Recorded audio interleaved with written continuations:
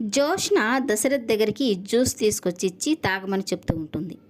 ఇక దశరథకి అయితే జోష్న మీద చాలా అనుమానంగా ఉంటుంది. ఇక ఆ జ్యూస్ తాగకుండా ఆలోచిస్తూ ఉంటాడు. ఇక తనకి దాసు చెప్పిన మాటలే గుర్తుకొస్తూ ఉంటాయి. నన్ను జోష్న చంపబోయిందన్నయ్య అని చెప్పిన మాటను, తనని ఎవరో గన్నతో కాల్చిన విషయాన్ని, ఇక దీపని కత్తితో పొడిచిన విషయాన్నన్నిటినీ గుర్తు చేసుకుంటూ ఆలోచిస్తూ ఉంటాడు. ఇక జోష్న అయితే ఆ జ్యూస్ తాగకుండా డాడీ ఏం ఆలోచిస్తున్నాడు, అందులో ఏదైనా విషం కలిపానని అనుకుంటున్నాడా అని అనుకుంటూ ఉంటుంది.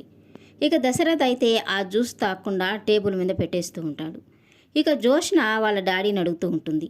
మన ఇంటికి దీప వచ్చినప్పుడు తనతో ఎందుకు ప్రేమగా మాట్లాడారు, తన యోగక్షేమాలు ఎందుకు అడిగారు అని అంటూ ఉంటుంది. ఇక దశరథ్ కూడా తనకి సమాధానం చెప్తూ ఉంటాడు. దీప నన్ను చంపడానికి ప్రయత్నించలేదు అన్న సంగతి స్పష్టంగా తెలుస్తుంది. ఆ రోజు నువ్వు అసలు గన్ ఎందుకు బయటికి తీశావు అని తనని అడుగుతూ ఉంటాడు.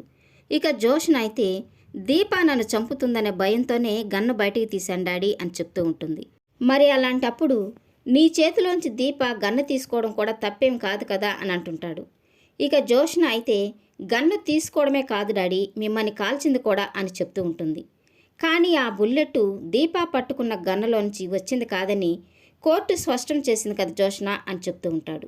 ఇక అంతలో అక్కడికి వచ్చిన శివనారాయణ వాళ్ళిద్దరి మాటలు వింటూ, దీప నిన్ను చంపాలనుకున్నది నిజమే, కానీ కార్తీక్ తన తెలివితేటలతో తన భార్యని కాపాడుకున్నాడు, ఇది మాత్రం మనం నమ్మాల్సిందే అని చెప్తూ ఉంటాడు. ఇక దశరథ్ అయితే తన తాగకుండా టేబుల్ మీద పెట్టిన జ్యూస్ని జోష్నకిచ్చి తాగమని చెప్తూ ఉంటాడు. ఇక తాగకపోతే తన మీద అనుమానం బలపడుతుందేమోనని జోష్న ఆ జ్యూసు తాగుతూ ఉంటుంది. ఇక తనని చూస్తూ దశరథ్ అనుకుంటూ ఉంటాడు, నీ మీద నాకు రోజురోజుకి నమ్మకం పోతుంది అని మనసులో అనుకుంటూ ఇక తనతో అంటూ ఉంటాడు, నా మీద హత్యా ప్రయత్నం దీప చేయలేదు. దీప బయటికి వచ్చిన 2 రోజులకే తన మీద కూడా హత్యా ప్రయత్నం జరిగింది.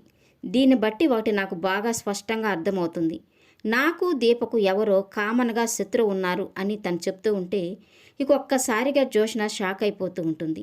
దశరథను సత్యపండుతో కాల్పించింది, గౌతమ్ను రెచ్చగొట్టి దీపను కత్తితో పొడిపించింది నేనేనని డాడీకి ఏమైనా అనుమానం వచ్చిందా అని ఆలోచిస్తూ ఉంటుంది. ఇక దశరథ్ అయితే నువ్వేమంటావు జోష్న అని తనని అడుగుతూ ఉంటాడు. ఇక జోష్న అయితే కంగారు పడుతూ, మీ ఇద్దరికి కామన్ శత్రువు ఎందుకుంటారు డాడీ అని అంటూ ఉంటుంది. ఇక దశరథ్ అయితే ఎందుకు ఉండకూడదు, నన్ను గన్నతో కాల్చిందెవరు, దీపను కత్తితో పొడిచిందెవరు, ఇవన్నీ ఒకదానితో ఒకటి ముడిపడినట్టుగా నాకు అనిపిస్తూ ఉంది. ఎవరో ఒకరు దొరకాలి, అప్పుడే ముసుగు వెనక ఉన్న ఆ రూపం ఎవరిదో తెలుస్తుంది అని దశరథ్ జోష్నను చూస్తూ అంటూ ఉంటాడు.